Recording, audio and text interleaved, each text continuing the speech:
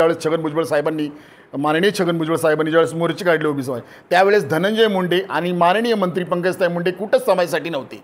परंतु आज ज्यावेळेस धनंजय मुंडे साहेबांचं मंत्रिपद गेलं, आज त्यांची अवस्था काय झाली हे सगळ्यांना माहिती आहे. ते मंत्रिपद गेल्यानंतर समाजामध्ये कशी भांडणं होतील, मी कसा ओबीसी समाजाचा नेता हे दाखवण्याचा प्रयत्न केला आहे. ओबीसी समाज त्यांना कधीच आठवण आली नाही.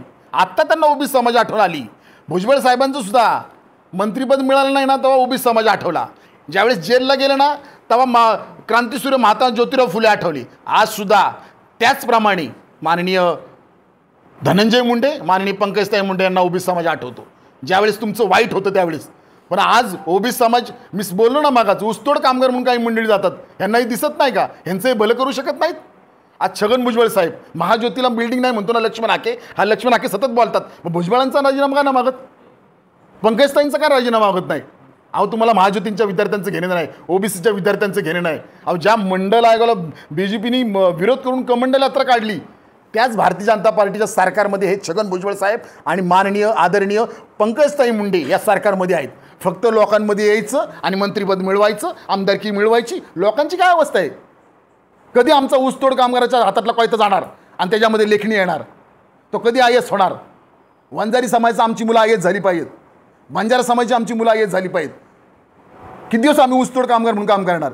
ही यांची चुकी आहे ना. वर्षानुवर्ष किती वर्ष मंत्री होते माननीय पंकजताई माननीय धनंजय मुंडे साहेब, काय फायदा झाला? ज्यावेळेस त्यांचं वाईट परिस्थिती होती ना राजकीय, त्यावेळेस त्यांना सर ओबीसी समाज आठवतो. त्यावेळेस ओबीसी समाज ते मेळावे घेतात, पांघरून घालतात ओबीसी समाजाचं. ओबीसी समाजाला सांगतोय, मी परत याचं सांगतोय, माननीय व्ही.पी. सिंग यांनी तुम्हाला आरक्षण लागू केलं, बाबासाहेबांनी तुम्हाला आरक्षणासाठी 340 कलम आणलं. हे लोक जे छगन भुजबळ पंकजताई धनंजय मुंडे साहेब कुठं होते, कुठं आहेत? समाजाला काय मिळालं आपल्या? ओबीसी समाजाला सांगतो की तुम्हाला वाटत असेल मी असं काय बोलतोय, अहो खरं ते खरं बोलावंच लागतं ना. बाबासाहेबांनी केलं ना, मंत्रिपदाचा राजीनामा दिलाय. अरे मंत्रिपदाला चिटकून बसलेत. ओबीसी समाजाला आरक्षण मिळत नाही, बाबासाहेब आंबेडकरांनी राजीनामा सांगितला, आरामाचा राजीनामा नेहरू साहेबांना, आणि दिला ना. आम्हाला तो अभिमान आहे बाबासाहेबांवर. आणि तुम्ही मंत्रिपदाला चिटकून राहताय. काय या लोकांना घेणं देणं नाही ओबीसी समाजाचं, फक्त राजकारण करणे.